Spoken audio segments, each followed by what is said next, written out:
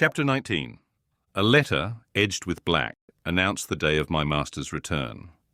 Isabella was dead, and he wrote to bid me get mourning for his daughter and arrange a room and other accommodations for his youthful nephew.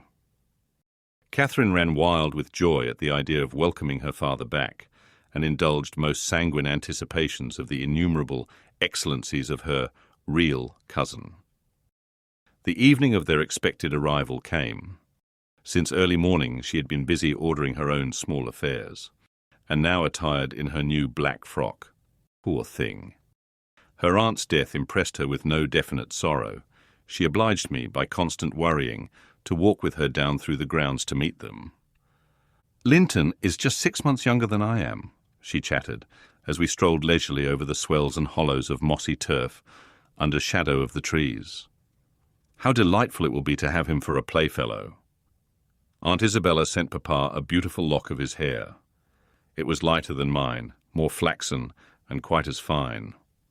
I have it carefully preserved in a little glass box, and I've often thought what a pleasure it would be to see its owner. Oh, I am happy. And Papa, dear, dear Papa, come Ellen, let us run, come run. She ran, and returned and ran again, many times before my sober footsteps reached the gate, and then she seated herself on the grassy bank beside the path and tried to wait patiently. But that was impossible. She couldn't be still a minute. "How long they are!" she exclaimed. "Ah, I see some dust on the road. They are coming." "No. When will they be here?" "May we not go a little way? 1/2 a mile, Ellen. Only just 1/2 a mile. Do say yes to that clump of birches at the turn." I refused staunchly. At length her suspense was ended.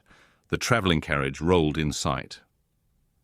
Miss Cathy shrieked and stretched out her arms as soon as she caught her father's face looking from the window. He descended, nearly as eager as herself, and a considerable interval elapsed ere they had a thought to spare for any but themselves. While they exchanged caresses, I took a peep in to see after Linton. He was asleep in a corner, wrapped in a warm, fur-lined cloak, as if it had been winter. A pale, delicate, effeminate boy, who might have been taken for my master's younger brother, so strong was the resemblance. But there was a sickly peevishness in his aspect that Edgar Linton never had. The latter saw me looking, and having shaken hands, advised me to close the door and leave him undisturbed, for the journey had fatigued him. Cathy would fain have taken one glance, but her father told her to come, and they walked together up the park, while I hastened before to prepare the servants. "Now, darling," said Mr. Linton, addressing his daughter, as they halted at the bottom of the front steps. "Your cousin is not so strong or so merry as you are, and he has lost his mother. Remember, a very short time since. Therefore, don't expect him to play and run about with you directly. And don't harass him much by talking. Let him be quiet this evening at least, will you?"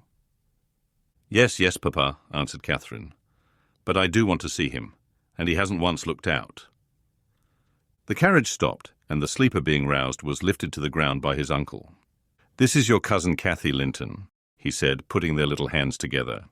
"She's fond of you already, and mind you don't grieve her by crying tonight. Try to be cheerful now. The travelling is at an end, and you have nothing to do but rest and amuse yourself as you please." "Let me go to bed, then," answered the boy, shrinking from Catherine's salute, and he put his fingers to his eyes to remove incipient tears. "Come, come, there's a good child," I whispered, leading him in. "You'll make her weep too. See how sorry she is for you." I do not know whether it was sorrow for him, but his cousin put on a sadder countenance as himself, and returned to her father. All three entered, and mounted to the library, where tea was laid ready. I proceeded to remove Linton's cap and mantle, and placed him on a chair by the table. But he was no sooner seated than he began to cry afresh. My master inquired what was the matter. "I can't sit on a chair," sobbed the boy. "Go to the sofa, then, and Ellen shall bring you some tea," answered his uncle patiently. He had been greatly tried during the journey, I felt convinced, by his fretful, ailing charge. Linton slowly trailed himself off and lay down. Cathy carried a footstool and her cup to his side. At first she sat silent, but that could not last. She had resolved to make a pet of her little cousin, as she would have him to be, and she commenced stroking his curls and kissing his cheek and offering him tea in her saucer like a baby. This pleased him, for he was not much better. He dried his eyes and lightened into a faint smile. "Oh, he'll do very well," said the master to me, after watching them a minute. "Very well, if we can keep him, Ellen." The company of a child of his own age will instill new spirit into him soon, and by wishing for strength, he'll gain it. Aye, if we can keep him, I mused to myself, and sore misgivings came over me that there was slight hope of that. And then I thought, how ever will that weakling live at Wuthering Heights? Between his father and Hareton, what playmates and instructors they'll be. Our doubts were presently decided, even earlier than I expected. I had just taken the children upstairs, after tea was finished, and seen Linton asleep.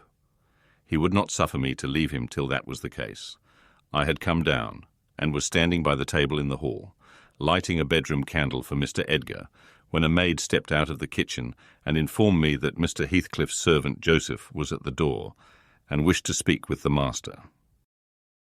"I shall ask him what he wants first," I said in considerable trepidation. A very unlikely hour to be troubling people, and the instant they have returned from a long journey. "I don't think the master can see him."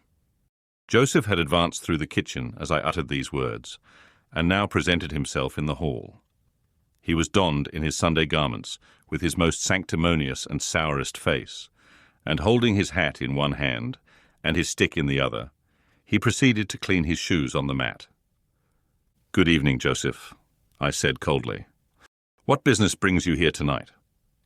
"It's Maister Linton I mun spake to," he answered, waving me disdainfully aside. "Mr. Linton is going to bed unless you have something particular to say. I'm sure he won't hear it now," I continued. "You had better sit down in there and entrust your message to me." "Which is his ram?" pursued the fellow, surveying the range of closed doors. I perceived he was bent on refusing my mediation, so, very reluctantly, I went up to the library and announced the unseasonable visitor, advising that he should be dismissed till next day. Mr. Linton had no time to empower me to do so, for Joseph mounted close at my heels, and pushing into the apartment, planted himself at the far side of the table, with his two fists clapped on the head of his stick, and began in an elevated tone, as if anticipating opposition. "Heathcliff has sent me for his lad, and I mun't go back about him." Edgar Linton was silent a minute. An expression of exceeding sorrow overcast his features. He would have pitied the child on his own account, but recalling Isabella's hopes and fears and anxious wishes for her son, and her commendations of him to his care, he grieved bitterly at the prospect of yielding him up, and searched in his heart how it might be avoided. No plan offered itself. The very exhibition of any desire to keep him would have rendered the claimant more peremptory. There was nothing left but to resign him. However, he was not going to rouse him from his sleep. "Tell Mr. Heathcliff," he answered calmly, "that his son shall come to Wuthering Heights tomorrow. He is in bed and too tired to go the distance now. You may also tell him that the mother of Linton desired him to remain under my guardianship, and at present his health is very precarious." "Noah," said Joseph, giving a thud with his prop on the floor, and assuming an authoritative air. "Noah, that means naught. Heathcliff max Noah counter to mother, nor ye norther, but he'll have his lad, and I mun tak him, so now ye know." "You shall not tonight," answered Linton decisively. "Walk downstairs at once and repeat to your master what I have said. Ellen, show him down. Go." And, aiding the indignant elder with a lift by the arm, he rid the room of him and closed the door. "Vara wheel," shouted Joseph as he slowly drew off.